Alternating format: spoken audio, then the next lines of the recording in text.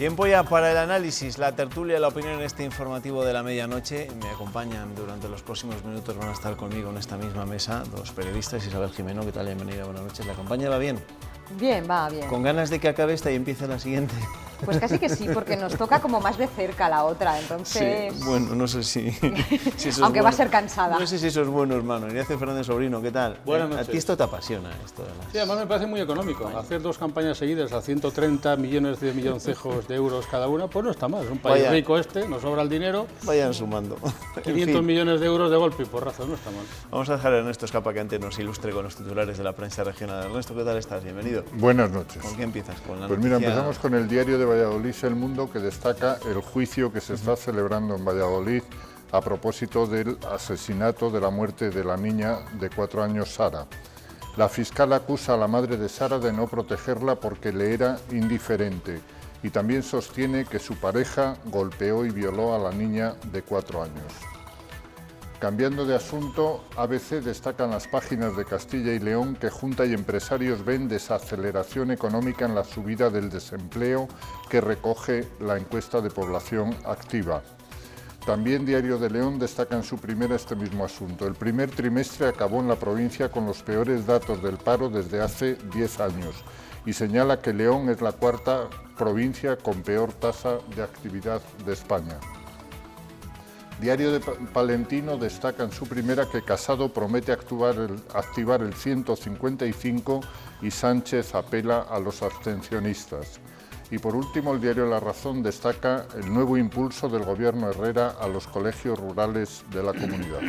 Gracias, Ernesto. Bueno, esos son algunos de los titulares de la prensa regional. Algunos de ellos hacen referencia, bueno, varios de ellos hacen referencia a esos datos de la encuesta de población activa del primer trimestre de 2019 que conocíamos esta mañana. Y sí que quiero que hagáis alguna reflexión acerca de estos datos porque evidentemente ha sido un tema que ha entrado de lleno en la campaña electoral. ¿Cómo se pueden interpretar esos datos, Ignacio? Bueno, en realidad antes que interpretarlo lo que habrá que hacer es recogerlos tal cual son, porque efectivamente en este tema de las estadísticas no se pueden sumar churras con merinas y la propia EPA tiene un mecanismo que consiste en desestacionalizar los datos de tal forma que las cantidades sean homogéneas. Y en esta EPA hay un factor muy importante que es la Semana Santa, que este año ha caído fuera del trimestre en el que se ha medido el dato que se ha conocido hoy. De tal manera que he estado mirando y efectivamente la EPA, que si le quitamos el efecto Semana Santa, no ha sido como se está diciendo. En realidad el paro ha bajado un 2 y pico %, sin este efecto. Es verdad que los datos son malos en sus términos absolutos, porque la EPA recoge un incremento en el número de desempleados en valores absolutos, pero tengamos en cuenta que este dato luego se tiene que normalizar en el segundo trimestre con las contrataciones que se hayan producido en Semana Santa. Y ahí veremos si la evolución del empleo es buena o es mala. Pero porque no discutamos ni siquiera los datos, la EPA desestacionalizada no registra caída del paro, sino lo contrario. Isabel, pero claro, al final estos datos se quedan muchas veces en un titular, tampoco nos vamos a engañar. Sí, hombre, igual esas tipo de reflexiones que son más profundas, que son necesarias, pero que igual mucha gente no se queda tanto con eso como con el titular, ¿no? Hombre, llama la atención que en un periodo en el que se supone que estábamos dejando atrás la crisis, por mucho que haya que tener en cuenta, y es cierto que hay que tener en cuenta la desestacionalización, que la Semana Santa no ha caído en marzo, no todos los años cae en marzo, en un periodo en el que se supone que la crisis se está dejando atrás, esa subida de 11.000 personas en Castilla y León llama la atención, por mucho que, como decía, haya ese efecto desestacionalizador que hay que tener en cuenta. Y bueno, esto les ha venido a los partidos, no sé si bien o mal, depende del partido que sea, para meterlo de lleno en campaña. Quizá yo creo que ha tenido más impacto el dato por el hecho de estar a 3 días con las urnas. Y eso que se ha hablado muy poco esta campaña de economía, ¿no? Y de lo que nos puede venir. Apenas se ha abordado el asunto de la economía. En realidad nada, se está hablando de cosas abstractas, no ante eslogans y frases hechas, pero en concreto sobre economía y medidas económicas muy poco. Tengamos en cuenta que una de las cosas que más se está discutiendo en la oposición al gobierno es la subida del salario mínimo interprofesional, que reputan como uno de los problemas que puede tener la evolución del desempleo en España. Pero el problema de esto es que los expertos no se ponen de acuerdo. En Estados Unidos hay quien dice que el hecho de que subiera el salario mínimo en algunas regiones, en algunos condados, en algunos estados, ha supuesto que el empleo se haya incrementado, en otros lo contrario. Entonces, por eso es muy delicado utilizar los datos como elemento electoral. Y en esto el Partido Popular debiera tener un poquito más de cuidado, porque en realidad en estas épocas a la gente lo que le molesta es que jueguen con lo suyo. Y el paro, el desempleo, es algo que concierne a las cosas de comer. Entonces, hacer de esto bandera electoral del día de hoy yo creo que es un poco peligroso. Bueno, no tanto hacer bandera electoral, pero vamos a hablar, como no, del penúltimo día de la precampaña. Mañana estaremos, por cierto, aquí en directo a las 10:30 para hablar de los últimos actos de campaña de los diferentes partidos políticos. Y quiero comenzar con una visita, con una de las imágenes del día. Ha sido un mitin de José María Aznar, el expresidente del Gobierno, en el Museo de la Evolución Humana en Burgos. Y os lo pongo como referencia porque no hemos visto demasiado prodigarse a los expresidentes del Gobierno. Casado no ha tenido ningún acto conjunto con José María Aznar y tampoco Pedro Sánchez ha estado ni con Zapatero ni con Felipe González. Mañana Zapatero va a estar en León, pero va a estar con Tudanca, no va a estar compartiendo mitin con Pedro Sánchez. ¿Esto es estrategia? ¿Esto es que el pasado lastra demasiado para los que aspiran a la Moncloa? Es que yo creo que son personas muy controvertidas. Aznar tendrá sus activos, no lo dudo, pero a estas alturas de la película hay amplios sectores que cada vez que ven a Aznar se les erizan los vellos de punta, y esto incluye el propio Partido Popular, donde hay mucha gente que piensa que Aznar se portó muy mal con Rajoy, que se portó muy mal con lo que no era Aznar. Entonces yo creo que estos son jarrones chinos que no saben dónde colocar, los expresidentes, dónde ponerlos, y así andan burjuleando poco a poco, pero sin tampoco darles mucha notoriedad. A veces pienso que suman poco y restan mucho. Sí, bueno, y eso que Pablo Casado creo que es bastante próximo a Aznar. De hecho, en las elecciones autonómicas de 2015, Aznar en Ávila llegó a decir que quería que si alguien le sucediese fuese Pablo Casado. O sea, que creo que son próximos, pero también tienen que tener en cuenta que, como decía Ignacio, tanto Aznar como Zapatero tienen tanto gente a favor como detractores dentro de su propio partido y dentro de la sociedad, que pueden restar más que sumar en algunos casos. Siguen siendo jarrones chinos, como decía Felipe González. Sí, yo creo que son personajes que han tenido protagonismo reciente en la historia del país, y ese protagonismo los hace que sean discutidos. Discutidos. Y claro, a la hora de usarlos como baza electoral, pues puede convertirse en contraproducente a veces. Dicho lo cual, y una vez realizado este análisis acerca del papel de los expresidentes, tanto del Partido Popular como del Partido Socialista, en esta campaña electoral, hablemos de lo que son los candidatos a ocupar la Moncloa a partir del próximo lunes. ¿Qué esperáis? ¿Cómo lo veis? Bueno, yo creo que la incertidumbre es máxima, nuestra capacidad de sorpresa todavía no ha sido desbordada.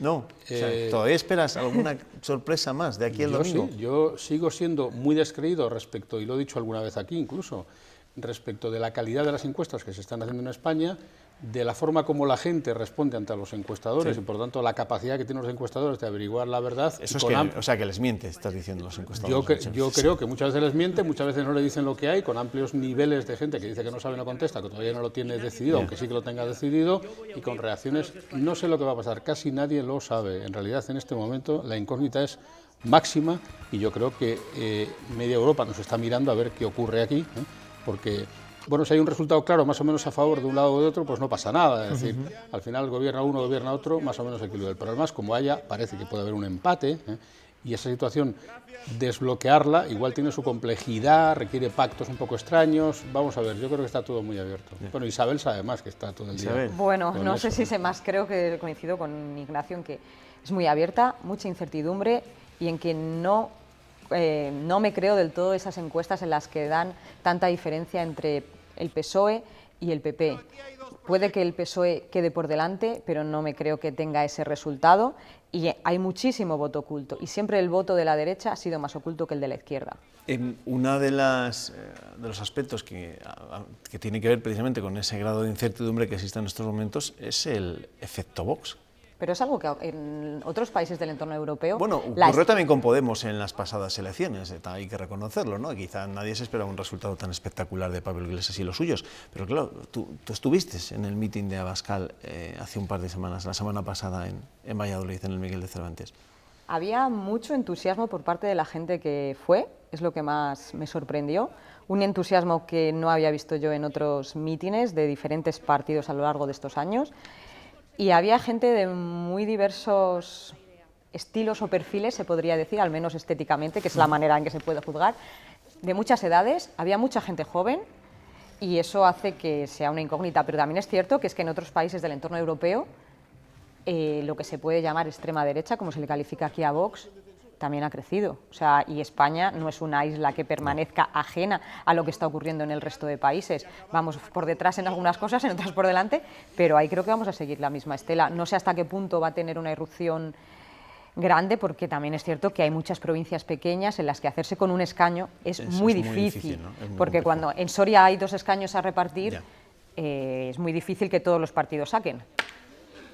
Bueno, yo también veo, aparte de Europa, que el primer mundo, Estados Unidos, primer mundo, en términos económicos y de presencia y de potencia, exactamente esto ocurrió con Donald Trump. Si evaluamos la campaña de Vox, tiene muchas concomitancias con lo que pasó en Estados Unidos, donde no parecía que fuera a ganar. De hecho, no ganó en votos, pero sí acabó ganando por...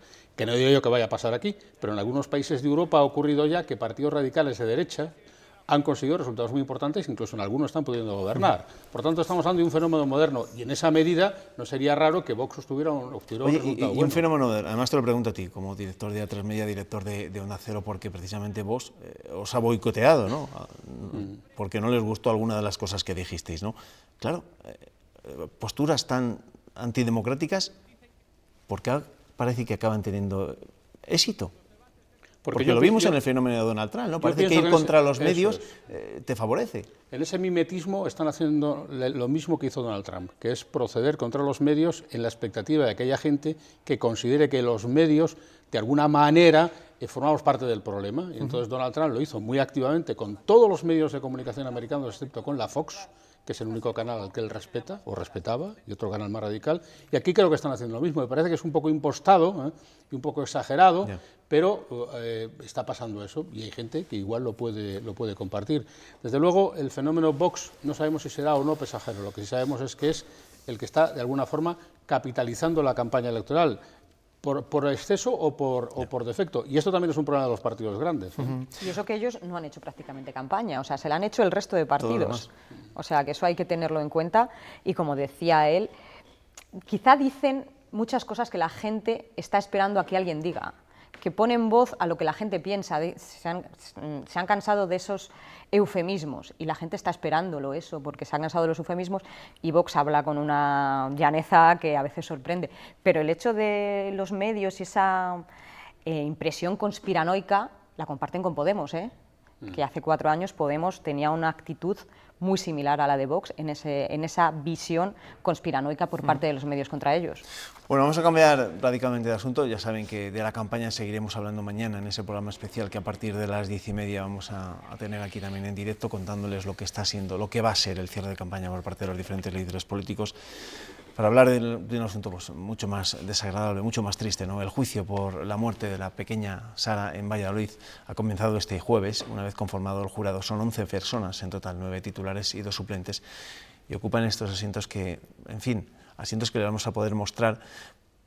No vamos a poder verles, evidentemente, porque su decisión va a ser clave en un juicio en el que se van a escuchar, y hemos empezado hoy a escuchar testimonios muy desgarradores. Para la fiscal, el acusado por la muerte de Sara, el novio de la madre, es el responsable de los malos tratos y agresiones que sufrió la niña durante casi un mes, y lo prueban los WhatsApps que intercambiaba con la madre y que demuestran que él vivía con ellas y que a veces se quedaba solo a cargo de Sara. Es que es él el único adulto que está con la pequeña y con su hermana, que también es menor de edad. Según la fiscal, el acusado estaba obsesionado con la niña y detestaba su origen. Sara era hija de un padre rumano y una madre española. Creemos que uno de los motivos que llevó a cometer estos hechos fue el odio al extranjero y el odio a los rumanos, pues lo demostraremos a través de determinados WhatsApps. Según la fiscalía, la madre de Sara sabía todo esto y no hizo nada por proteger a su hija. O sea, saltan las alarmas de los médicos y de la policía. Hay WhatsApps entre los hermanos y la acusada, y ahí verán ustedes la grave preocupación que tenían los hermanos de la acusada. Y saltaron las alarmas de los funcionarios de la Junta, que incluso iniciaron un expediente de menores y que intentaron intervenir. La Fiscalía cree que Davinia, la madre, es culpable de todos los delitos como consentidora. Se llama comisión por omisión. Bueno, poco podemos debatir acerca de este asunto, evidentemente. es un poco más que decir que la crueldad humana siempre nos va a sorprender un poco más, ¿no? Bueno, van a solicitar por vez primera en Valladolid la prisión permanente revisable para ambos acusados. A ver quién es el tío ahora que sostiene el debate contrario respecto de este asunto, escuchando los alegatos del fiscal. Y ahí es donde algunos partidos encuentran su caladero de votos y luego, cuando nos sorprendemos de según qué cosas pasan, tenemos que mirar también a estas circunstancias y discusiones respecto de temas como, por ejemplo, la prisión permanente revisable. Sí, es espeluznante todo lo que se conoce. Y creo que lo que no hay es que especular sobre lo que ocurrió, porque bastante duro es todo lo que se está conociendo. Y como decías tú antes, la crueldad humana parece que no tiene límites, que alguien pueda llegar a hacer eso, y es muy difícil de creer que una madre lo supiese y encima lo consintiese, si es que de verdad se demuestra. Vamos a estar muy pendientes, por supuesto, aquí en los servicios informativos de Castilla y León Televisión de la evolución de este juicio que ha concitado la atención de medios de comunicación, evidentemente, de todo el país. Gracias, Isabel. A ti no te veo el domingo, creo, ¿no? No, porque me toca trabajar bueno, pues, en otro lado. Ánimo, pero a ti sí, Ignacio. Ahí estaremos. Que sé que estas noches te encantan. Nos volverá a recordar lo que cuestan 2 procesos electorales diferentes, bla, bla, bla, bla. 500 millones. No está de más recordarlo, porque es verdad, es dinero contento y sonante. Ernesto, aquí te espero mañana, ¿eh? Mañana es viernes, pero venimos, que tenemos ese programa especial. Mañana, ¿vale? Y el domingo. Mañana y el domingo, y el lunes, y el martes, y veremos.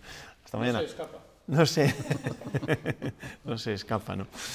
Esta mañana alumnos de bachillerato de 6 centros de Burgos y Valladolid han visto la obra teatral Entrevista a Cervantes. Es un homenaje al humor cervantino que ha escrito y dirigido el columnista Eduardo Aguirre Cervantes. Lo interpreta una actriz, es un guiño a las mujeres y en especial a la actriz Ana Mariscal, que dio vida a don Juan Tenorio en 1943 en Valladolid, a pesar de la polémica que supuso para la época.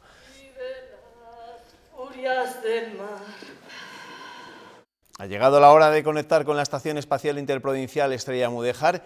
¿Me escucha, Mayor Abutardigán? Qué hermosa está la noche y qué fría la estación. Se ven tantas estrellas como en Castilla y León. Oiga, supongo que usted habrá votado por correo. Ya me habría gustado a mí, pero Correos no llega a la estación orbital. No he podido ejercer mi derecho a voto. Pero al menos no me he tenido que enfrentar a las dudas sobre a qué candidatura votar. Y es que la indecisión parece la seña de identidad de esta cita electoral, que hace tan inciertos los pronósticos. Y por si tuviéramos poco con las elecciones del domingo, enseguida se nos echarán encima las autonómicas. Ayer supimos que serán nada menos que 27 los partidos que se presentan en Castilla y León, 7 de ellos en las 9 provincias. En León se presentan 17 partidos diferentes. Para que luego digan que no interesa la política regional. El ambiente además es de cambio de ciclo. El lunes Juan Vicente Herrera pronunció en la tradicional entrega de los premios Castilla y León el que fue su último discurso como presidente de la Junta, así que vale la pena detenerse en lo que podemos llamar su testamento político. Herrera reivindicó lo que ha defendido siempre, el autonomismo útil. El autonomismo útil, que con lealtad a la Constitución busca la eficiencia y la cercanía en la gestión de los servicios del Estado del bienestar. Juan Vicente Herrera lamenta que la deslealtad de los nacionalistas pueda provocar una reacción antiautonómica que se podría llevar por delante lo que hemos construido todos estos años. A lo mejor ciertos excesos de las autonomías sí que se deben corregir. Pero ya sabe, Pérez, en España todo se hace a bandazos, así que los temores de Herrera es posible que sean comprensibles. Y si el lunes había sensación de fin de ciclo en los actos institucionales, el martes en las eras de Villalar esa sensación era mucho mayor. Casi había más políticos haciendo campaña que gente en las eras. Poca gente había, unos 13.000, la mitad que otros años, y es que la amenaza de lluvia y el mal tiempo desaniman a cualquiera para salir de fiesta al campo, excepto si eres un político que quiere ser votado.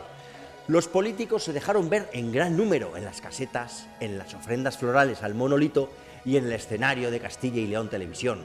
Tampoco faltaron los tradicionales colectivos pintorescos protestando o reivindicando sus cosas, como es tradición en esta peculiar romería laica comunera. Es de suponer que en esta ocasión los políticos fingirían atender con amplia sonrisa todas las reivindicaciones. Todo sea por el voto. Todo sea por el voto, sí señor. Ojalá el ejemplo de Padilla, Bravo y Maldonado inspire a nuestros políticos, si no a jugarse el cuello, sí por lo menos a dar la batalla para que se trate de forma justa a esta tierra nuestra tan maltratada. Mire, precisamente ahora se ven las luces de Villalar de los Comuneros y un poco más allá las estrellas. Se queda el mayor Agutardigan en su estación espacial interprovincial Estrella Mudéjar. Nosotros les decimos adiós. Mañana tenemos una cita a las 10:30, un programa especial de fin de campaña, y el domingo el recuento, el especial elecciones a partir de las 8 menos 10. Ahora les dejo con Cristina López del Valle en la información meteorológica y recuerden, a las 7:30 Pilar Ruiz nos va a contar cómo se despierta este viernes Castilla y León. Gracias, que descansen.